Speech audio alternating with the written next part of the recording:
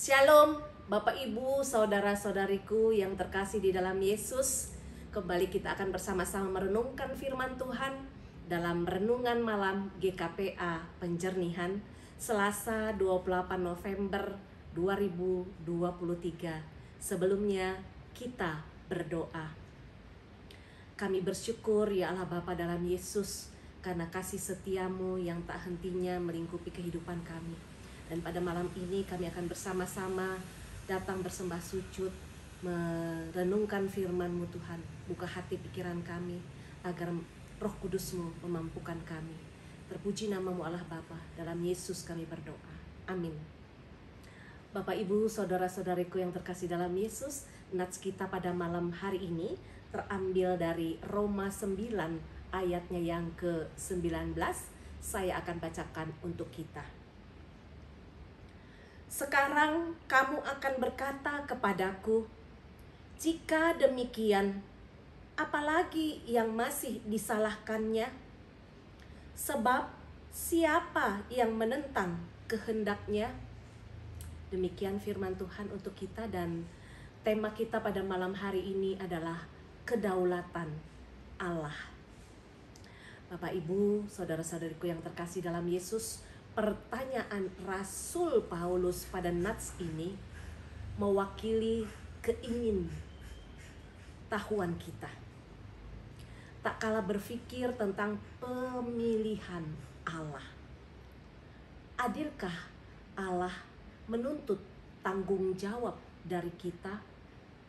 Padahal keputusan itu adalah kehendaknya sendiri. Paulus mengingatkan bahwa masalah yang membuat kita sulit menerima ajaran pemilihan ini terletak pada pemikiran kita yang tidak benar tentang Allah. Membicarakan tentang doktrin pilihan memang memerlukan hikmat bijaksana. Oleh karena itu, ketika menuliskan bagian surat ini, Paulus berhati-hati, namun jelas dan tegas. Kebenaran memang dapat menimbulkan permasalahan, tetapi tetap harus dinyatakan meski pembaca suratnya mungkin tidak sependapat dengannya. Di nats ini ada dua bagian. Di ayat 19a dikatakan, kamu akan berkata kepadaku, maka mengapa ia masih menyalahkan orang? Memang pertanyaan ini pasti muncul dalam hati orang yang mulai mengerti konsep pemilihan Allah yang diuraikan oleh Paulus, di mana dia atau Tuhan memilih orang bukan karena kelakuan atau sikap orang itu, tetapi karena kehendaknya sendiri. Lalu pertanyaan kedua di ayat 19b dikatakan, sebab siapa yang menentang kehendaknya? Ini memberi penegasan Allah bukan hanya memilih, tetapi pilihan itu bersifat pasti. Tidak ada seorang pun yang dapat melawan kehendaknya. Segala sesuatu akan terjadi seperti yang Allah sudah rencanakan.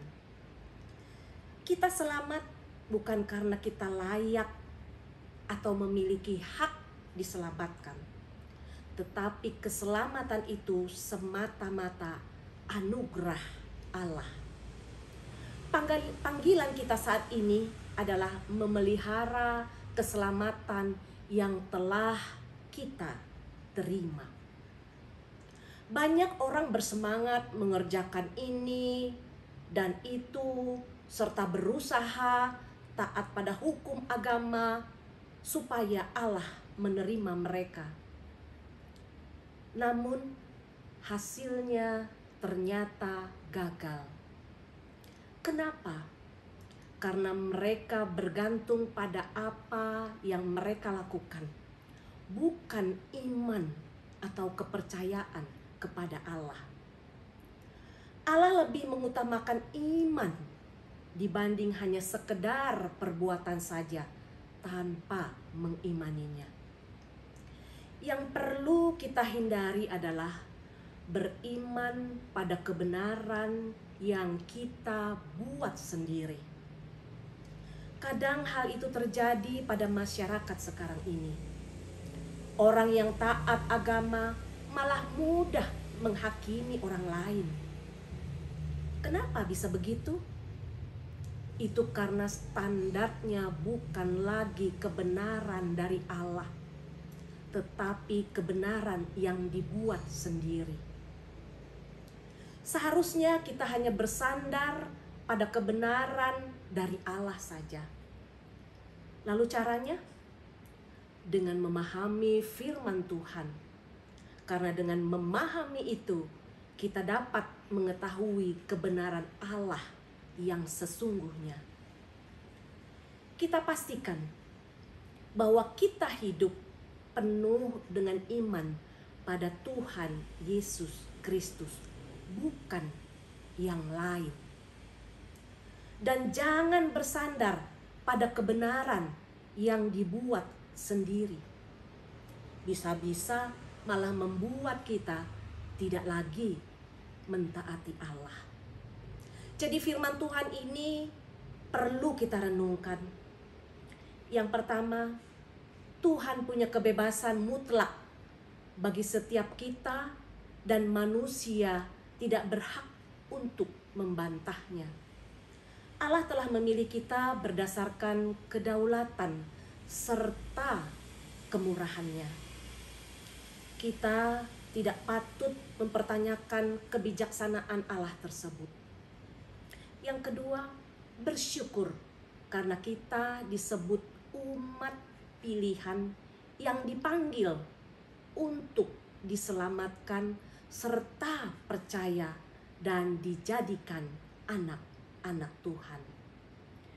Di samping itu, Bapak Ibu, saudara-saudariku yang terkasih dalam Yesus, kita pun harus terus berdoa untuk orang-orang di sekitar kita, agar mereka pun boleh menerima anugerah keselamatan itu. Amin. Yesus memberkati. Kita berdoa. Sungguh firman-Mu Tuhan yang luar biasa, boleh kami renungkan pada saat ini, bahwa Engkau ya Tuhan berdaulat atas kehidupan kami. Engkau yang telah memilih kami menjadi anak-anak-Mu. Kami bersyukur itu semua Tuhan, bahwa hidup kami bukan karena perbuatan kami, tapi karena kami beriman kepadamu. Itulah ya Tuhan yang Engkau tanamkan di dalam hati kami. Dan kami juga boleh menjadi saksi Tuhan bagi orang-orang di sekitar kami, serta mendoakan agar mereka pun boleh bersembah sujud, mengaku Tuhan adalah juru selamat dalam kehidupan kami. Terima kasih Bapa, meteraikan setiap firman-Mu itu dalam hati dan pikiran kami, agar kami mampu mengimaninya dan melakukan dalam kehidupan kami hari lepas hari. Terpuji nama-Mu Allah Bapa, dalam satu nama Yesus Kristus Tuhan yang ajaib, kami berdoa dan bersyukur. Amin. Yesus memberkati.